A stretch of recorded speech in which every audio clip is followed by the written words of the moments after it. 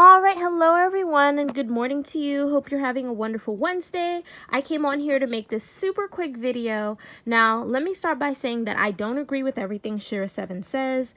I don't agree with gold digging. I don't agree with the sugar daddy thing, because I know people will hear what they want to hear and accuse you of things that aren't in your character, not even knowing that those things are insulting to you, especially me being a woman of high morals that I am. But one thing I will say is when she tells women to stick to their guns about things, she's right. There's this guy who, by the way, I would never date.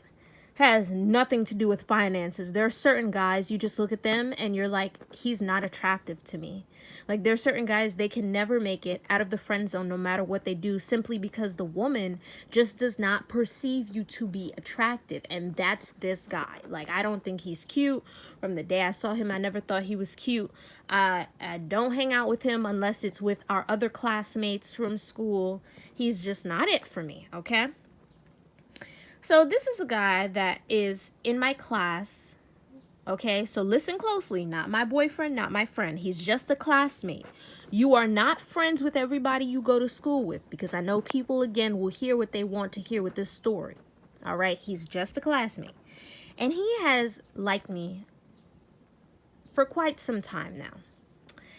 Now, we have spoken before because, of course, before class starts, you get to talking to people. Now that I think about it, before class starts, I should really just be rehearsing my lines from the homework instead of making conversation, but okay. Anywho, so he sees my blogs and things like that and some of the questions that I ask, and he tells me that he's not the type to pay for a woman on the first date because he believes that their time isn't more valuable than his, and you know, all this other yada yada yada stuff. I'm like, okay, that's fine. I don't argue with you. I don't try to change your mind. You're not a man that I would ever see myself with in public being on your arm, so I don't care what you do. You know, you can do whatever you want. I just don't care. So we go out to eat with a group of friends. And so this is one thing I hate, by the way, when you go out to eat in a group. As a matter of fact, now I remember why I don't go out to eat in groups. It's because there's always somebody who says, all right, everybody just put in $20. Even though your meal didn't even come up to $20. Like, I had a simple meal that came up to maybe $12. So why am I going to put in $20? Because people always order things at the table that they know they didn't have the money for, and they're trying to get somebody else to pay for it. I don't know if anybody else is like me. I don't like eating out in a group and then the check comes in one check. No, you split that check up. You give me my own separate check. Well, he told me, as we were sitting there, we're like, no, we want separate checks because we're not each about to put up $20.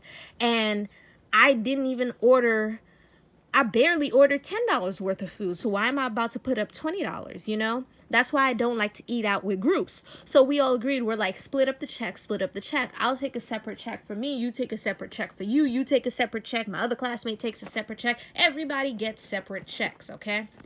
Stop trying to, you know, pull the wool over people's eyes. Well, he was real nice, and he told the waiter, you can give us the same check. I'm like, oh, us the same check? So the waiter had asked for my order, and of course I told him, and so he had put our meal, he put my meal and his meal on the same check, and he paid for my meal. This same guy who is out here dating women, having them pay for half of their meals, okay?